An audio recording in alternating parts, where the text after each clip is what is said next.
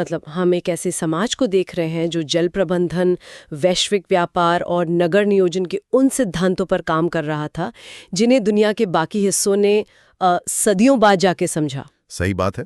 तो आज हम सिर्फ ये नहीं देखेंगे कि उन्होंने क्या बनाया, बल्कि ये समझने की कोशिश करेंगे कि उन्होंने ऐसा क्यों और किस तकनीक से किया। तो इस सभ्यता के दो सबसे बड़े और मशहूर नामों से शुरुआत करना ही सही रहेगा, हड़प्पा और मोहनजोदड़ो। जी। ये दोनों शहर इस प्राचीन दुनिया के पोस्टर बॉयज हैं। 1921 में दयाराम साहनी ने रावी नदी के किनारे हड़प्पा को खोजा था। हाँ, और ठीक अगले साल राखाल दास बनर्जी ने सिंधु नदी के तट पर मोहनजोदाड़ो की खोज की थी। मोहनजोदड़ो, जिसका शाब्दिक अर्थ मृतकों का टीला है। लेकिन इन शहरों की भव्यता देखिए। हड़प्पा में जो सुरक्षा दीवारें मिली है ना, वो 13 मीटर चौड़ी थी। जी, 13 मीटर। मतलब एक पल रुककर सोचना पड़ता है, 13 मीटर बहुत होता है। क्या वे किसी बहुत बड़ी और भयानक सेना से खुद को बचा रहे थे? ये एक बहुत ही स्वाभाविक सवाल है।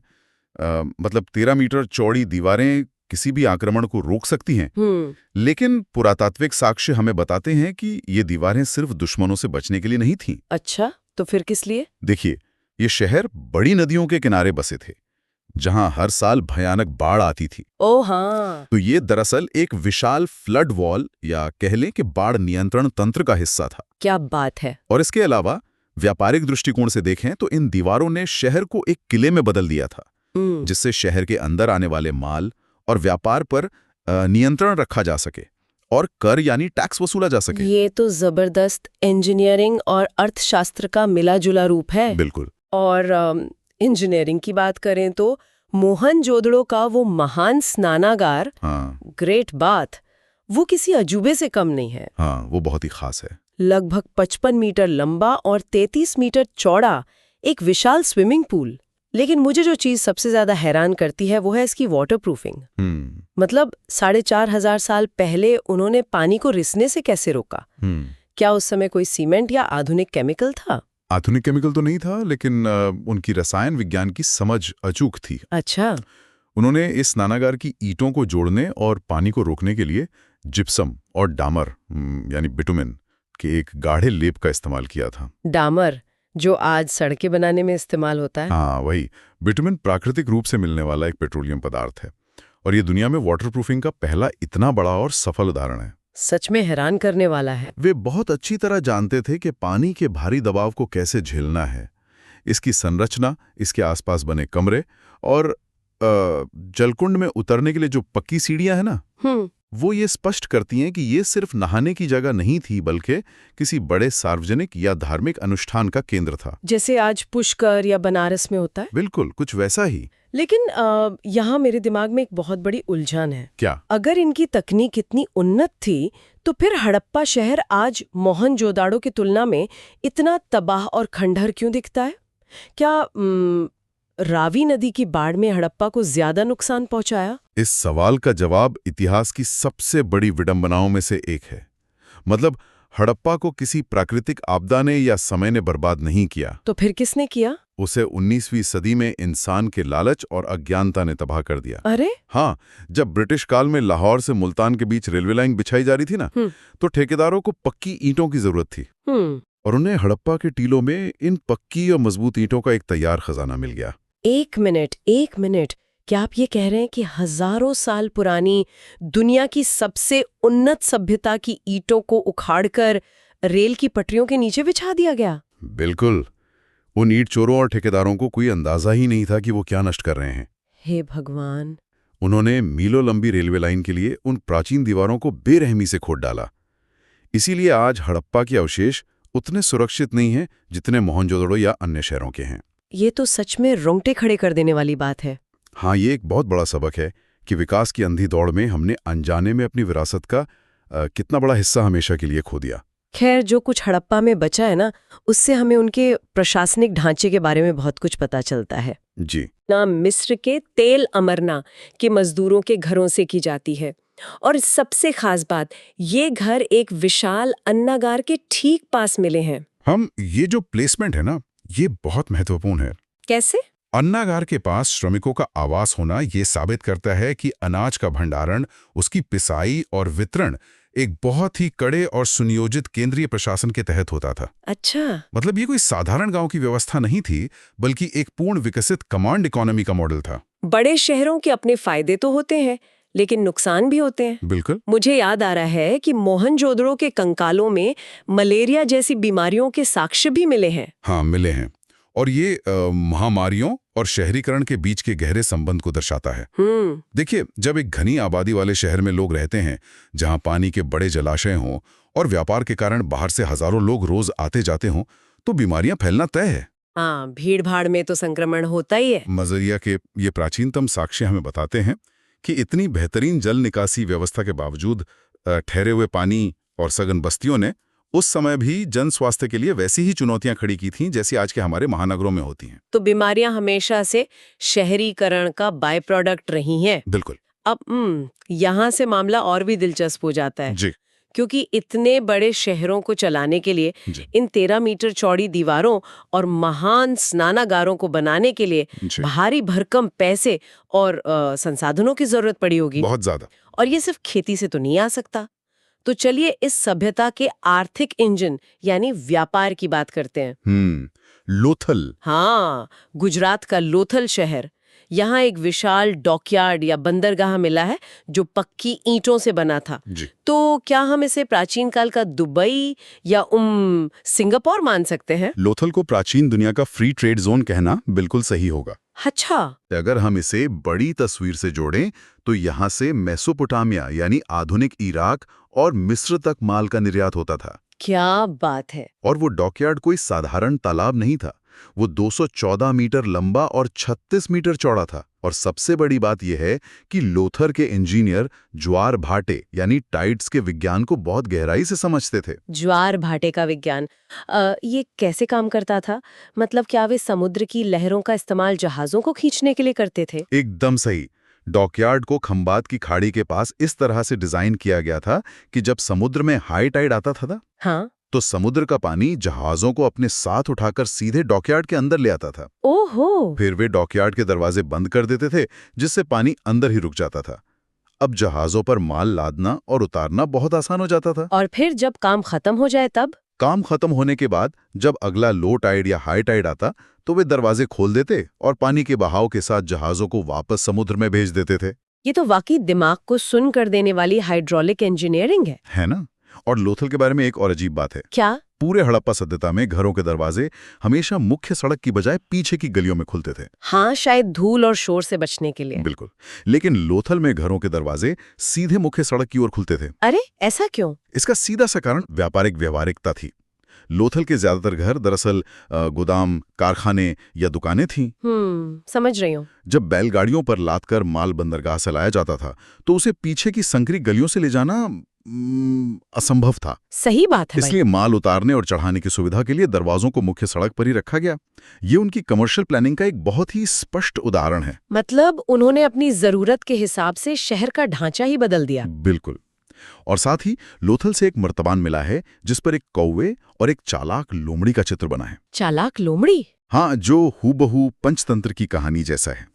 इसका मतलब है कि सिर्फ सूती कपड़े और मनकों का ही व्यापार नहीं हो रहा था, बल्कि कहानियों और कला का भी वैश्विक आदान प्रदान हो रहा था। व्यापार और कहानियां तो ठीक है, लेकिन इन सबको जिंदा रखने के लिए अनाज की जरूरत थी। जी। तो अब राजस्थान के घग्गर नदी के तट पर स्थित कालीबंगा की ओर चलते हैं। कालीबंगा, जिसका मतलब है काले रंग की चूड़ियां। हाँ, और यहाँ दुनिया का पहला जुता हुआ खेत मिला है।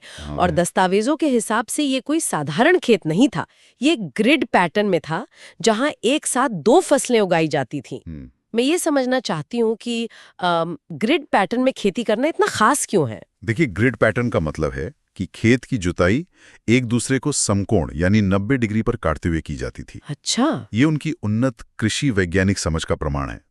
जब आप 2 अलग-अलग फसलें एक साथ उगाते हैं, मान लीजिए एक चना है और दूसरा सरसों, हाँ, तो वे ये सुनिश्चित करते थे कि एक फसल की जड़ें जमीन में गहरी जाएं और दूसरी की जड़ें ऊपर ही रहें। ओहो, ताकि वो आपस में ना टकराएं। बिल्कुल।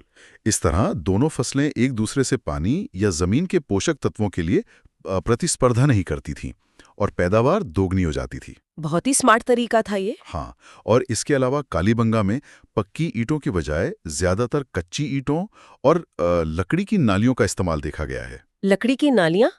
क्या वे जल्दी सड़ नहीं जाती होंगी पानी से? सड़ तो जाती होंगी, लेकिन शायद वहां लकड़ी आसानी से उपलब्ध थी और पकाने के लिए ईंधन कम था। ये भी हो सकता है। और कालीबंगा से जो सबसे ज्यादा चौंकाने वाली चीज सामने आई है ना, हाँ, खोपड़ी वाली बात। हाँ, एक बच्चे की खोपड़ी जिसमें 6 छेद किए गए हैं। क्या आप मुझे ये विश्वास दिलाना चाहते हैं कि 4,500 साल पहले वे लोग ब्रेन सर्जरी कर रहे थे? जी। मतलब क्या ये छेद युद्ध में लगे किसी हथियार के निशान या मरने के बाद किए गए किसी कर्मकांड का हिस्सा नहीं हो सकते? शुरुआत में ना कई पुरातत्वविदों को भी यही लगा था कि ये कोई चोट का निशान होगा, लेकिन जब फोरेंसिक चिकित्सा विशेषज्ञों ने उस खोपड़ी की बारीकी से जांच की तो तस्वीर कुछ और ही निकली। क्या निकला जांच में? उन छेदों के किनारों पर हड्डियां वापस जुड़ने और घाव भरने यानी हीलिंग के स्पष्ट संकेत मिले हैं। अरे बाप रे! इसका सीधा मतलब है कि छेद किए जाने के बाद वो बच्चा कुछ हफ्तों या महीनों तक जिंदा रहा था। ये तो बहुत बड़ी बात है। हाँ, चिकित्सा विज्ञान में इस प्रक्रिया को ट्रेफिनेशन कहा जाता है, जहां खोपड़ी में छेद करके मस्तिष्क के अंदरूनी दबाव को कम किया जाता है या किसी ट्यूमर का इलाज किया जाता है। ये इस बात का अकाट्य प्रमाण है कि वो केवल व्यापारी और इंजीनियर ही नहीं थे, बल्कि शल्य चिकित्सा में भी प्रयोग कर रहे थे। ये तो चिकित्सा के इतिहास को पूरी तरह से बदल देता है। बिल्कुल। अब तक हमने नदियों के किनारे बसे उन शहरों को देखा जहां संसाधन प्रचुर मात्रा में थे, लेकिन तब क्या होता है जब परिस्थितियां विपरीत हों? धोलावीरा का उदाहरण यहाँ बहुत सटीक बैठता है। हाँ, गुजरात के कच्छ में स्थित धोलावीरा हमें ठीक यही दिखाता है। पूरी हड़प्पा सभ्यता मिट्टी की ईंटों से बनी है, लेकिन धोलावीरा के लोगों ने अचानक अपने घरों और दीवारों को बनाने के लिए पत्थरों का इस्तेमाल शुरू कर दिया। जी। तो दिमाग में ये सवाल आता है कि क्या ये लोग हड़प्पा के मुख्य निवासियों से अलग थे? नहीं, वे कोई अलग लोग नहीं थे। ये पर्यावरण के अनुकूल खुद को ढालने यानी अडेप्टेशन की एक बेहतरीन मिसाल है। कैसे? कच्छ का इलाका आज भी रेतीला और पथरीला है ना, जहां उच्च गुणवत्ता वाली मिट्टी मिलना मुश्किल है। हाँ, ये तो है। लेकिन वहां पत्थर प्रचुर मात्रा में थे। हाँ। तो उन्होंने अपनी निर्माण शैली को बदल दिया और पत्थरों का इस्तेमाल किया। जरूरत के हिसाब से बदलाव। और चूंकि एक सूखा इलाका था जहां बारिश बहुत कम होती थी, धोलावीरा के लोगों ने पानी को सहेजने के लिए 16 विशाल जलाशय या रिजर्वायर बनाए। 16 जलाशय? हाँ, उन्होंने पूरे शहर में एक जटिल वाटर हार्वेस्टिंग सिस्टम तैयार किया ताकि बारिश की एक एक बूंद को चट्टानों को काटकर बनाए गए इन तालाबों में इकट्ठा किया जा सके। पानी की एक एक बूंद का प्रबंधन। ये कुछ ऐसा है जिसे आज के कई बड़े शहर अभी तक नहीं सीख पाए हैं। बिल्कुल सही कहा। और धोलावीरा से ही एक विशाल 10 अक्षरों वाला साइन बोर्ड भी मिला है। पत्थरों पर उकेरे गए ये बड़े बड़े अक्षर किसी स्टेडियम के बाहर लगे सूचना पट की तरह लगते हैं। हाँ, वो बहुत ही अनोखी खोज है। चलिए अब हम बात करते हैं उस शहर की जिसने हाल ही में पूरी दुनिया के इतिहासकारों और वैज्ञानिकों के बीच एक भूचाल सा ला दिया है। हरियाणा का राखीगढ़ी। जी, राखीगढ़ी बहुत अहम है। 550 हेक्टेयर में फैला ये अब तक का खोजा गया सबसे बड़ा हड़प्पा स्थल है। और राखीगढ़ी ने डीएनए शोध के जरिए कुछ ऐसे रहस्य खोले हैं जिन पर विश्वास करना मुश्किल है। राखीगढ़ी के उत्खनन को भारतीय पुरातत्व के इतिहास का एक बहुत बड़ा गेम चेंजर माना जाता है। वहां से प्राप्त कंकालों का जब आधुनिक डीएनए परीक्षण किया गया तो जो नतीजे सामने आए, उन्होंने दशकों पुरानी ऐतिहासिक मान्यताओं पर सवाल खड़े कर दिए हैं। एक सेकेंड, 4000 साल पुराने कंकालों से डीएनए कैसे निकाला जा सकता है? ये थोड़ा मुश्किल तो है। मतलब भारत जैसे गर्म और नमी वाले मौसम में तो हड्डियां बहुत जल्दी गल जाती हैं ना? ये एक बहुत ही तकनीकी और जटिल प्रक्रिया है। शोधकर्ताओं ने डीएनए निकालने के लिए साधारण हड्डियों का नहीं, बल्कि पिट्रस बोन का इस्तेमाल किया। पिट्रस बोन, ये क्या होती है? ये कान के पीछे खोपड़ी के अंदर स्थित एक बहुत ही सख्त और घली हड्डी होती है। पिट्रस बोन इतनी सख्त होती है कि हजारों साल की गर्मी और नमी के बावजूद ये डीएनए को पूरी तरह से सुरक्षित रख सकती है। ओह अच्छा। और जब इस डीएनए का विश्लेषण किया गया तो सबसे बड़ी खोज ये रही कि इसमें R1A1 जीन का कोई नामो निशान नहीं मिला। इस एक जीन R1A1 के न मिलने से इतना बड़ा हंगामा क्यों है? इससे मतलब क्या साबित होता है? देखिए, दशकों से इतिहास की किताबों में एक सिद्धांत पढ़ाया जाता रहा है जिसे आर्यन इन्वेजन थ्योरी या आर्यन माइग्रेशन थ्योरी कहते हैं। हाँ, मैंने भी पढ़ा है। इसके अनुसार बाहर से एक आर्यन सभ्यता आई जिसके पास घोड़े और लोहे के हथियार थे और उन्होंने सिंधु घाटी सभ्यता को नष्ट कर दिया। R1A1 जीन को अक्सर उस बाहरी समूह से जोड़ा जाता है। समझ रही हूँ। राखीगढ़ी के डीएनए में इस जीन का न मिलना यह दर्शाता है कि हड़प्पा के लोग बाहर से नहीं आए थे और न ही उस कालखंड में कोई बाहरी आक्रमण हुआ था जिसने उनकी आनुवांशिकी यानी जेनेटिक्स को बदल दिया हो। अच्छा, तो मतलब जो स्रोत कहते हैं उसके हिसाब से स्रोत के अनुसार वे इसी उपमहाद्वीप के मूल निवासी थे और उनकी पूरी सभ्यता का विकास यहीं की मिट्टी में हुआ था। यह शोध पूरी तरह से विज्ञान पर आधारित है और इतिहास को देखने का एक बहुत ही वस्तुनिष्ठ नजरिया पेश करता है। विज्ञान कैसे इतिहास की परतें खोलता है, ये उसका एक अद्भुत उदाहरण है। जी बिल्कुल। चलिए अब नगर नियोजन और अनुवांशिकी से थोड़ा बाहर आते हैं और आम लोगों की रोजमर्रा की जिंदगी, उनके फैशन और समाज के ढांचे पर नजर डालते हैं। ये भी बहुत दिलचस्प हिस्सा है। हमारे पास 3 और ऐसी जगह हैं जो इस सभ्यता की एक बिल्कुल अलग तस्वीर पेश करती हैं। चन्हूदड़ो, बनावली और सनौली। पहले चन्हूदड़ो को देखते हैं। ये एकमात्र ऐसा शहर है जहां कोई गढ़ यानी सिटाडेल नहीं था। हाँ, कोई वीआईपी इलाका नहीं था वहां। मतलब इसे एक औद्योगिक नगर माना जाता है। यहाँ मन के बनाने के कारखाने मिले हैं और सबसे दिलचस्प बात, यहाँ लिपस्टिक और सौंदर्य प्रसाधन के साक्ष्य मिले हैं। बिल्कुल, चन्हूदड़ो उस दौर की मैन्युफैक्चरिंग और फैशन कैपिटल था। फैशन कैपिटल, क्या बात है। यहाँ किसी गढ़ का ना होना यह संकेत देता है कि ये शहर शायद कारीगरों, शिल्पकारों और मजदूरों का केंद्र था, जहाँ सत्ता या प्रशासन का सीधा दखल कम था।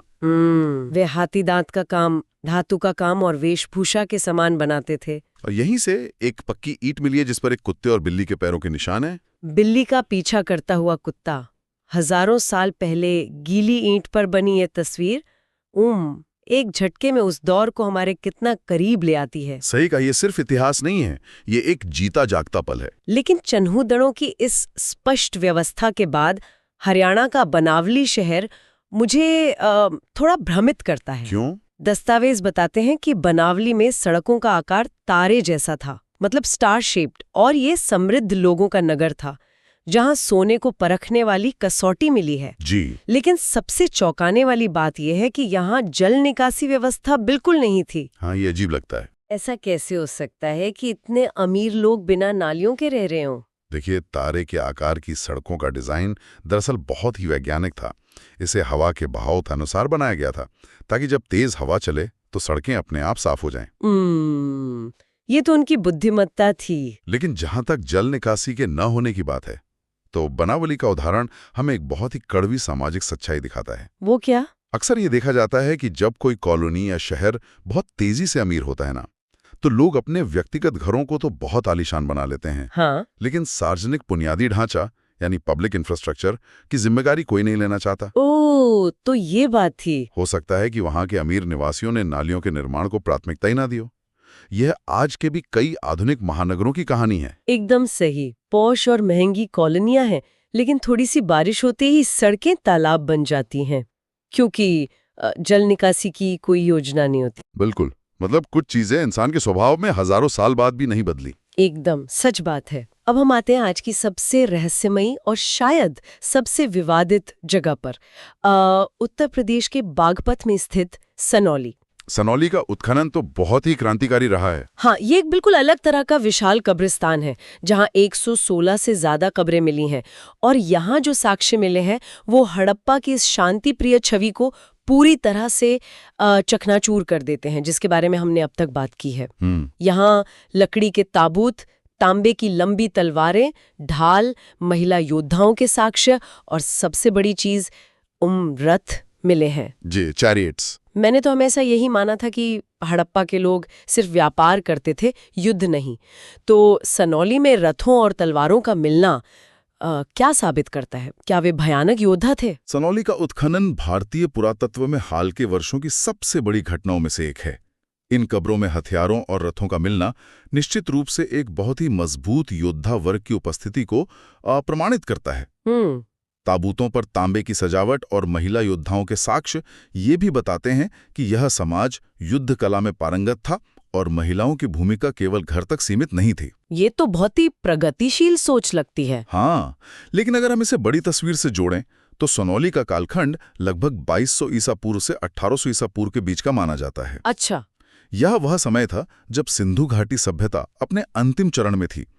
इसे एक संक्रमण काल यानी ट्रांजिशन पीरियड माना जाता है। मतलब बदलाव का समय। बिल्कुल, यानी उत्तर हड़प्पा काल और संभवतः वैदिक या महाभारत काल के शुरुआती दौर का संगम, जब बड़े शहर टूट रहे थे और लोग पूर्व की ओर यानी गंगा यमुना के मैदानों की ओर पलायन कर रहे थे ना। हाँ। तब संसाधनों के लिए संघर्ष लाजमी था। ऐसे समय में एक योद्धा वर्ग का उभरना पूरी तरह से तार्किक है। समझ आ रहा है। सोनौली भारतीय उपमहाद्वीप के इतिहास में उस बड़े बदलाव का एक मूक गवाह है, जहां समाज व्यापार से निकलकर युद्ध और नए साम्राज्यवादी ढांचों की तरफ बढ़ रहा था। ये सारी जानकारियां वाकई दिमाग की बत्तियां जलाने वाली हैं।